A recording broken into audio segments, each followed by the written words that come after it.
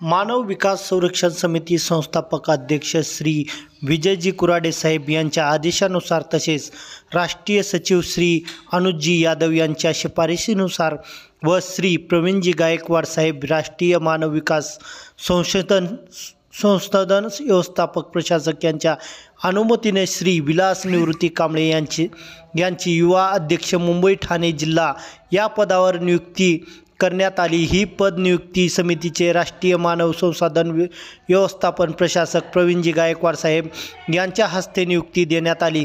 तसेच या कार्यक्रमास हेमंत कुलकर्णी, बालाप्रसाद सबनवार व अजित पाटील समितीचे पदाधिकारी उपस्थित होते व यांच्या उपस्थित हा पद नियुक्तीचा कार्यक्रम समितीचे मुख्य मध्यवर्ती जनसंपर्क कार्यालय येथे पार पाडण्यात आला। तसेच समितीचे व राष्ट्रीय कार्यकारी पदाधिकारी यांच्या वतीने विलास कांबळे यांना पद नियुक्ती झाल्याबद्दल त्यांना खूप खूप अभिनंदन तसेच पुढील वाटचालीसाठी भरभरून शुभेच्छा मानव विकास संरक्षण समितीतर्फे देण्यात आले।